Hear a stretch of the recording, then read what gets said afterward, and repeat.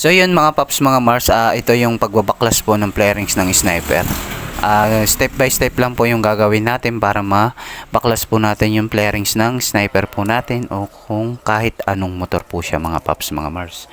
No mga paps mga Mars, hindi naman po mahirap magtanggal ng flarings ng mga motor natin. Basta susundin lang po natin step by step. Kasi kapag hindi po natin sinunod, maaari pong masira yung flarings natin. So ayan mga paps mga Mars, tinatanggal ko yung flarings ng sniper ko kasi nga, sabi ko nga po nung unang vlog ko ay general cleaning ko siya.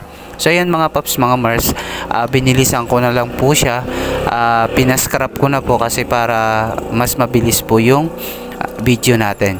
So ayan mga paps mga Mars, sundan nyo lang po siya. Madali lang naman po yung paglilinis po ng whole body ng motor po natin.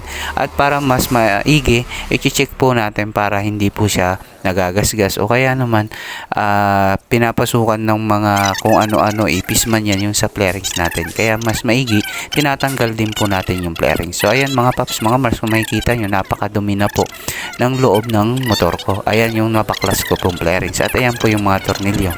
So ayan mga paps mga Mars, napakadumi po sobra. Ngayon lilinisan ko po yan ng may sabon lang po at bimpo. Yan lang po yung gagamitin natin. Punas-punas lang po siya mga paps mga Mars. So ayan mga paps mga Mars, kung makikita nyo, pinupunasan ko po siya at pinipigaan ko po yung towel bago ko po ipunas. Kasi pagka hindi po natin pinigaan o kaya basa po na ipinunas po natin, maaari pong mag-grounded yung mga wiring na ipupunas natin doon. Kaya naman mga paps, dobling ingat din po kapag tayo ay naglilinis po ng ating mga motor.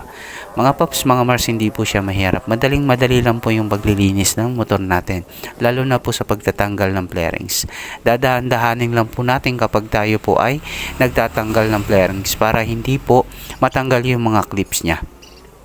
So yun mga paps mga Mars, madaling punasan po yung mga wiring niya. Yun lang mga paps mga Mars. At wag po nating babasain.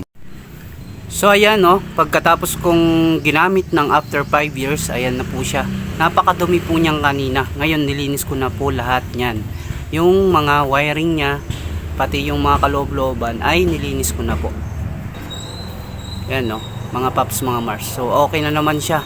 Kasi itong parts na to, yearly o kaya ilang taon mo bago siya mabuksan. At mas maganda po i-check nyo rin po lagi yung mga sa loob ng flarings niya.